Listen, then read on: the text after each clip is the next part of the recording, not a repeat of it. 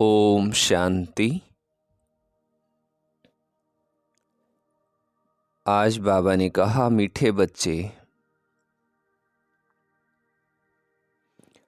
अब मनुष्यों द्वारा मिले हुए मंत्र जंत्र काम में नहीं आने हैं। इसलिए तुम सबसे अपना बुद्धि योग तोड़ एक बाबा को याद करो। अभी किसी के भी मंत्र तंत्र जंत्र काम में आएंगे ही नहीं, तो बाबा हमें सावधानी देते कि और सबसे बुद्धि का योग तोड़ एक बाबा को याद करो। प्रश्न है आज की वाणी से, भक्ति की कौन सी बात ज्ञान मार्ग में नहीं चल सकती है? भक्ति मार्ग की कौन सी बात ज्ञान मार्ग में नहीं चल सकती? उत्तर है, भक्ति में भगवान से कृपा व आशीर्वाद मांगते हैं। ज्ञान मार्ग में आशीर्वाद व कृपा की बात नहीं है। ये पढ़ाई है, बाबा टीचर बनकर तुमको पढ़ा रहे हैं। तकदीर का आधार पढ़ाई है। आशीर्वाद मिल जाए तो जीवन संवर जाए, ऐसा दुनिया में समझते हैं।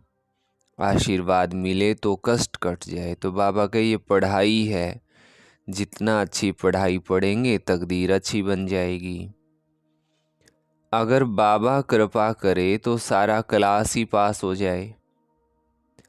इसलिए ज्ञान मार्ग में कृपा की व आशीर्वाद की बात नहीं रहती है। हर एक को अपना अपना पुरुषार्थ जरूर करना है। हर एक को अपना अपना पुरुषार्थ करना ही है। बाबा आशीर्वाद इसमें क्या ही करेंगे, परंतु अच्छा पुरुषार्थ करते, बाबा की श्रीमत पर चलते, तो बाबा की एक्स्ट्रा दुआएं हमें जरूर मिलती हैं। आज की वाणी से गीत है,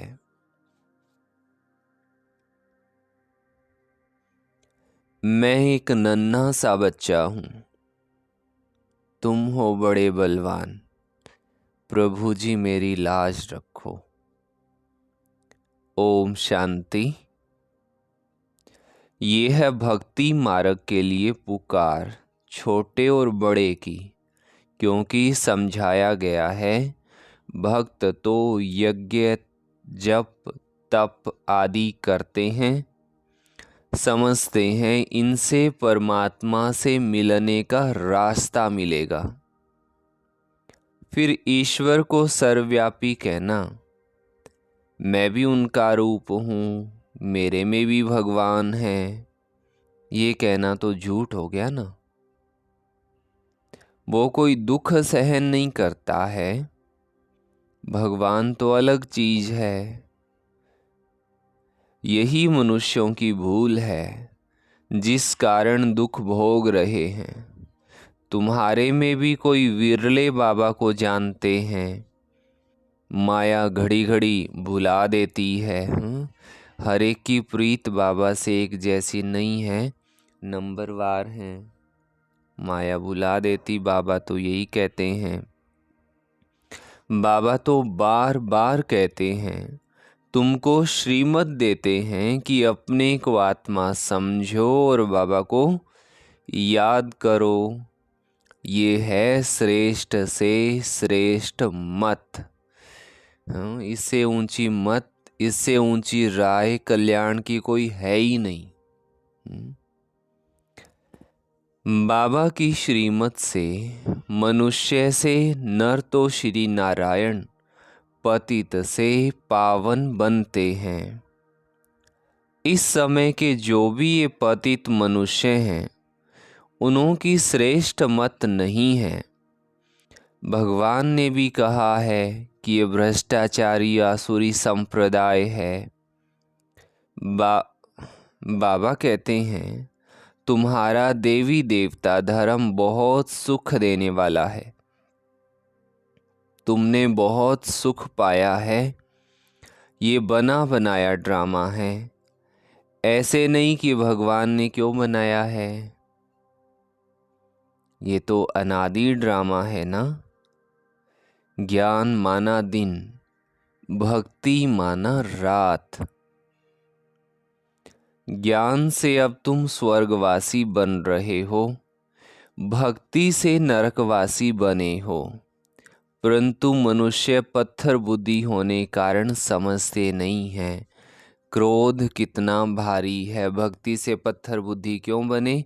क्योंकि जो भी मंत्र मिला जाप करते गए, ईश्वर से प्रेम की बात नहीं है, तो एकदम ही डल हेड जैसे हो गए ना। यहाँ भाव की बात है। तो क्रोध कितना भारी है, कितने बॉम्ब्स बनाते रहते हैं, समझते हैं विनाश जरूर होगा। तो ये भ्रष्टाचारी बुद्धि हुई ना। कलयुग को कहा जाता है रावण राज्य। रावण ही भ्रष्टाचारी बनाते हैं।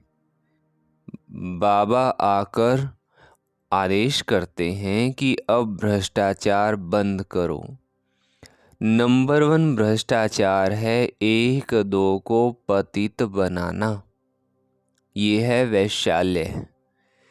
कलयुगी भारत को वैशाल्य कहा जाता है। सब विष से पैदा होने वाले हैं। सतयुग को कहा जाता है शिवालय। शिव बाबा का स्थापन किया हुआ पवित्र भारत। लक्ष्मी नारायण आदि को कहा जाता है सर्वगुण संपन्न, 16 कला संपूर्ण, संपूर्ण निर्विकारी। फिर ये प्रश्न नहीं उठ सकता कि बच्चों की पैदाइश कैसे होती है, जबकि तुम बच्चे योग बल से विश्व के मालिक बन सकते हो, तो योग बल से क्या नहीं हो सकता है। बाबा कहते हैं तुम योग बल से श्रीमत पर स्वर्ग के मालिक बन सकते हो, तो वहाँ योग बल से बच्चे भी जन्मेंगे। बाहुबल से सारी सृष्टि पर राज नहीं कर सकते हैं, उनका है बाहुबल। तुम्हारा है कौन सा बल? योग बल। योग में भी हमारे बल क्यों हैं? क्योंकि तुम सर्वशक्तिमान बाबा से योग लगाते हो। किससे योग लगाते हैं? सर्वशक्तिमान बाबा से। सर्वशक्तिमान बाबा खुद कहते हैं मुझे याद करो तो तुम्हारे विकर्म विनाश होंगे। परंतु कोई की बुद्धि में ठहरता ही नहीं है। उसी समय हाँ हाँ करते हैं, फिर भूल भी जाते हैं।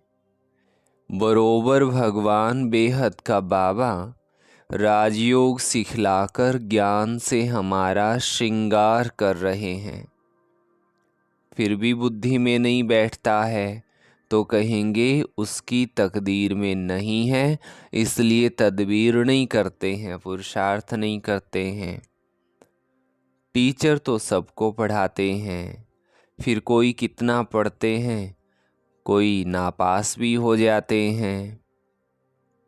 टीचर को थोड़े ही कहेंगे कि आशीर्वाद करो। पढ़ाई में आशीर्वाद कृपा की बात नहीं चलती है। बाबा के पास बच्चा आया तो वो मालिक ही बन जाता है। बाबा कहते हैं ये तो मालिक है, बाबा कहते हैं ये तो मालिक है, कृपा की बात ही नहीं है। बाबा की मिल्कियत 100 बच्चे की हो गई। हाँ, बाकी बच्चों को सुधारना वो फिर टीचर का काम है। टीचर कहेंगे पढ़ो, पढ़ना तुम्हारा काम है, कृपा क्या करेंगे? गुरु का भी फर्ज है रास्ता बताना सदगति मार्ग का।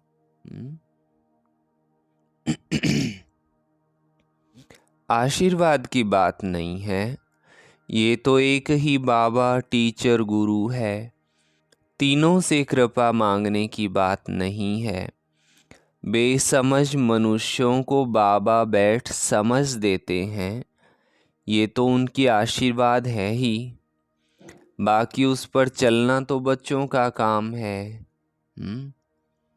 एक समझ दे देना कि बच्चे तुम्हारा इसमें नुकसान है, इसमें फ़ायदा है, ये भी कोई कम आशीर्वाद है क्या?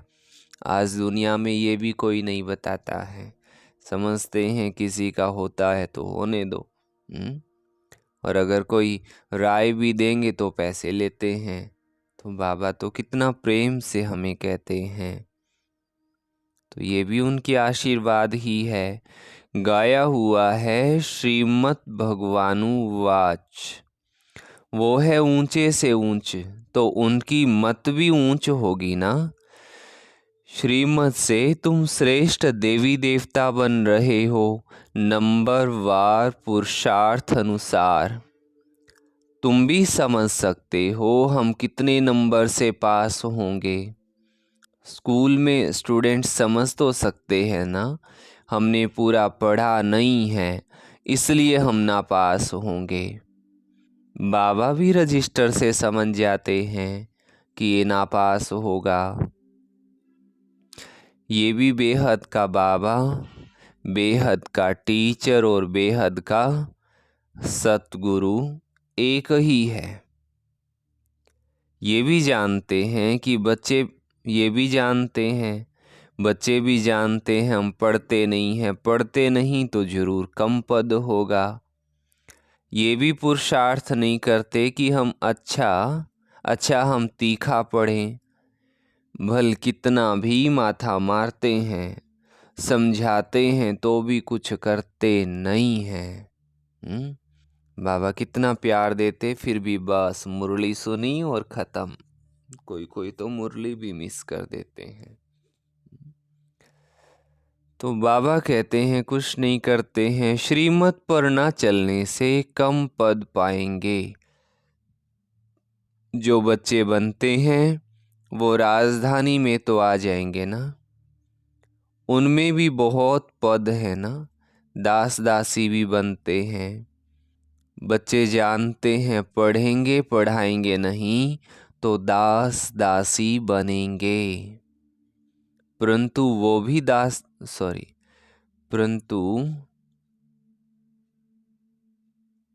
वो भी रॉयल रहते हैं। लक्ष्मी नारायण के हीरे जवाहरों के महल होंगे तो दास दासियां भी वहाँ रहेंगी ना। फिर नंबरवार आगे चल पद पा सकते हैं, प्रजा में भी नंबरवार है।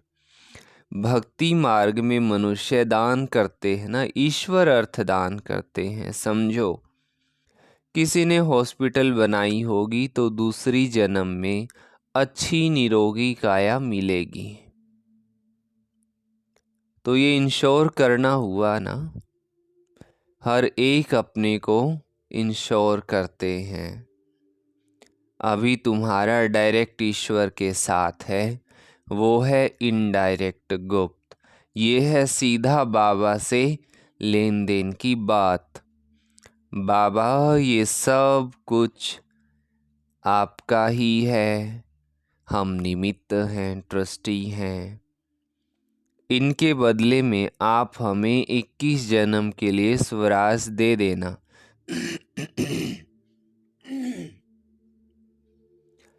ये हुआ डायरेक्ट बाबा को इंश्योर करना 21 जन्म के लिए।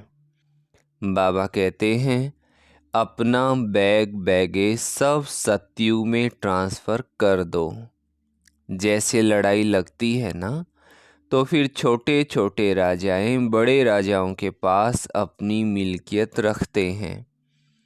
फिर जब लड़ाई पूरी हो जाती है फिर बड़ों से वापस ले लेते हैं। बाबा तो इन बातों का अनुभवी है ना, ये ब्रह्मा बाबा को इन बातों का पूरा ध्यान है। बाबा भी जानते हैं, ये दादा भी जानते हैं। समझना चाहिए हमको दादा द्वारा बाबा से वर्षा मिलता है। बाबा पढ़ाते हैं सतयुग रचने वाला वो बाबा है, ये नहीं है, ये है दादा। पहले जरूर दादे का बनना पड़े। बाबा हम आपके हैं, आपसे हम वर्षा लेंगे। यूं तो चाहे मुख से कहो ना कहो, हम हैं तो बाबा के ही ना। इस इतनी बड़ी कायनात में उसने हमें संभाला है। और सब तरफ से बुद्धि योग तोड़ना, इसमें मेहनत है। बाबा कहते हैं अभी और गुरु आदि के मंत्र कोई भी काम में नहीं आएंगे। कोई भी मनुष्य मात्र का मंत्र अभी काम नहीं आएगा। मैं तुमको कहता हूँ मुझे याद करो तो तुम्हारी विजय है।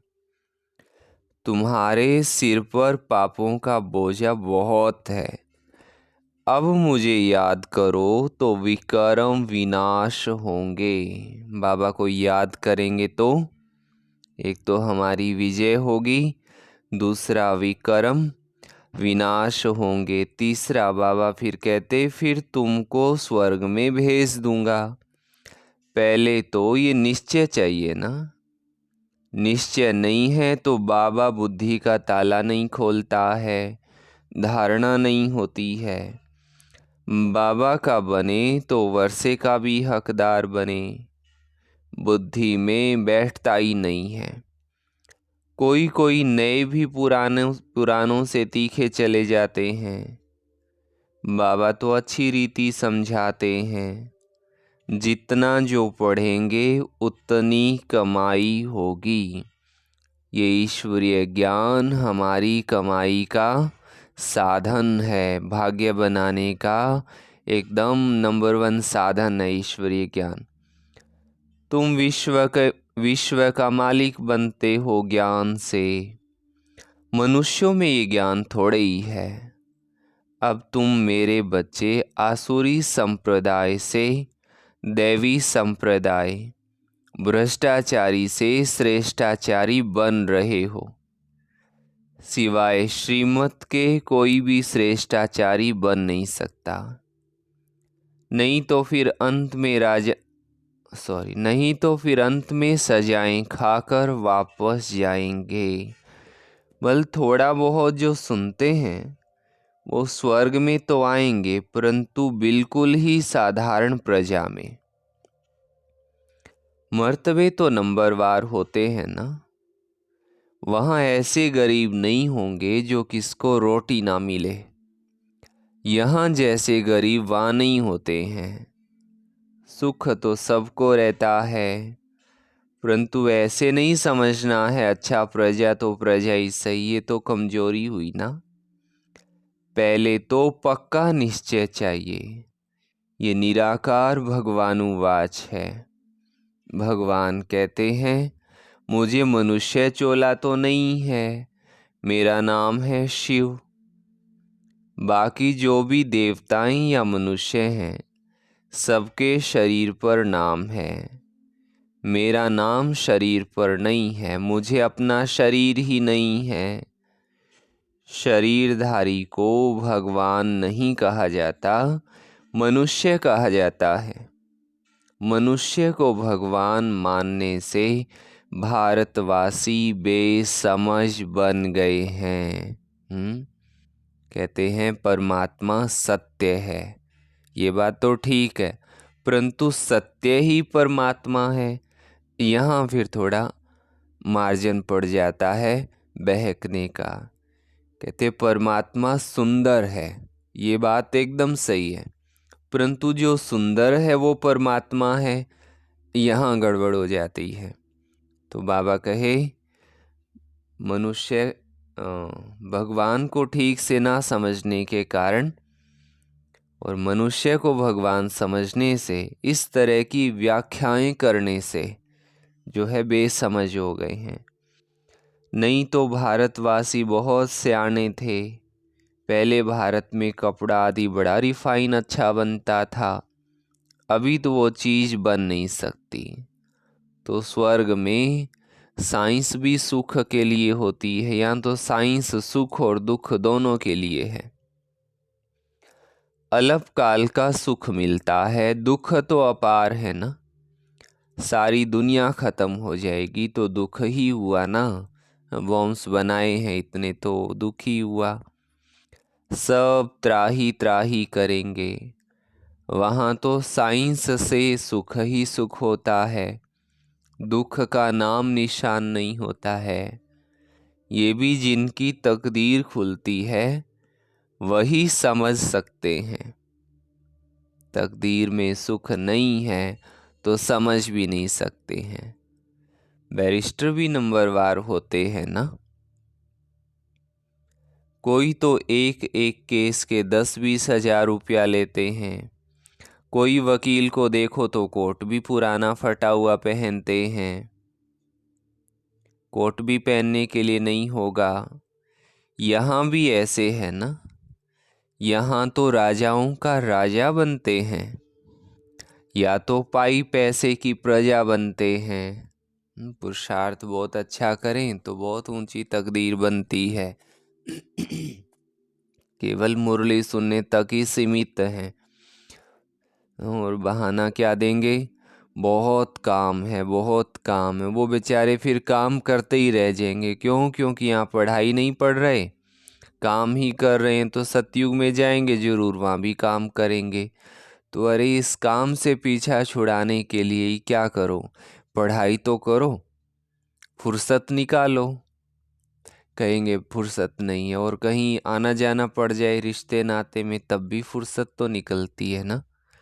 तो ऊपर ही बाबा ने कहा जितना बाबा से प्रेम है, जितना बाबा में निश्चय है, उतना फिर पढ़ाई पढ़ते हैं। अगर हमें ये लगता है रोज़ मुरली सुनने के लिए, योग करने के लिए हमारे पास फुर्सत कम है, तो समझना चाहिए और कोई बात नहीं है, मेरे प्रेम में फ़र्क है। सुन रहे हैं ना सभी? तो मेरे प्रेम में फ़र्क है।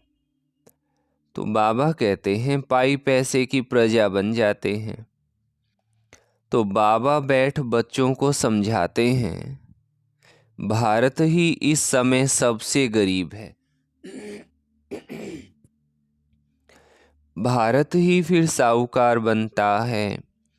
दान हमेशा गरीबों को दिया जाता है। धनवान इतना उठा नहीं सकते, गरीब साधारण ही ये ज्ञान उठाएंगे। साहूकारों को दान देना ये तो कायदा भी नहीं है। बाबा कहे तुम गरीब हो ना, तुम्हारी मम्मा फिर विश्व की महारानी बनती है। ड्रामा ही ऐसा बना हुआ है। गरीब जास्ती उठाते हैं क्योंकि दुखी है ना। साहूकार तो बहुत सुखी हैं। वो तो कहते हैं हमको तो यहाँ ही स्वर्ग है, मोटर गाड़ियाँ पैसा आदि है। जिनको पैसा नहीं है, नरक में है, उनको आप ज्ञान दो। ऐसे भी कहते हैं साहूकार, ऐसे कह देंगे कि हमें तो स्वर्ग में जाने की ज़रूरत नहीं है, हम तो पहले ही स्वर्ग में हैं, जो दुखी है ना उनको दे दो। तुम्हारी है अब गॉड फादरली सर्विस, खुदाई खिदमत। तुम भारत के सच्चे सेवक हो। हम क्या हैं? भारत और पूरे विश्व के सच्चे सेवक। फिर से बोलो, हम क्या हैं? विश्व के। हाँ, बहुत अच्छा, कोई कोई ने जवाब दिया। अच्छा, वो सोशल वर्कर्स हैं जिस्मानी, मनुष्यों को थोड़ा सुख देते हैं। ये तो सारी सृष्टि को साफ कर पवित्र सुखी बना देते हैं। ये तन मन धन से भारत की सेवा कर रहे हैं। अच्छा, मीठे मीठे सिकी लधे बच्चों प्रति माता पिता बाप दादा का याद प्यार और गुड मॉर्निंग। रूहानी बाप की रूहानी बच्चों को नमस्ते। बोलो सभी, हम रूहानी बच्चों की रूहानी माता पिता बाप दादा को याद प्यार, गुड मॉर्निंग और नमस्ते। धारणा के लिए मुख्य सार का पहला पॉइंट है, अपना पुराना बैगेज 21 जन्मों के लिए ट्रांसफ़र करना है। इंश्योर करके ट्रस्टी हो संभालना है। बाबा को सौंप करके जिम्मेवारी से और निमित्त बन करके हमें सेवा में हाजिर रहना है। सेकंड पॉइंट है, निश्चय बुद्धि बन पढ़ाई करनी है। गरीबों को ज्ञान दान देना है। पढ़ाई कैसे करनी है? निश्चय बुद्धि बन करके। भारत को पवित्र बनाने की सच्ची रूहानी सेवा करनी है। भारत को पवित्र बनाने की सच्ची रूहानी सेवा करनी है। वरदान दिया बाबा ने, अपने हर कर्म और बोल द्वारा चलते फिरते हर आत्मा को शिक्षा देने वाले मास्टर शिक्षक भव।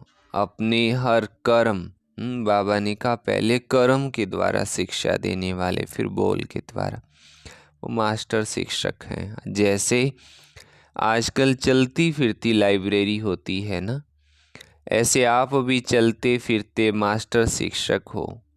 सदा अपने सामने स्टूडेंट्स को देखो, अकेले नहीं हो, सदा स्टूडेंट्स के सामने हो, सदा स्टडी भी कर रहे हो और करा भी रहे हो। योग्य शिक्षक कभी स्टूडेंट के आगे अलबेले नहीं होंगे, उनको ध्यान रहता है, पूरा अटेंशन रखेंगे।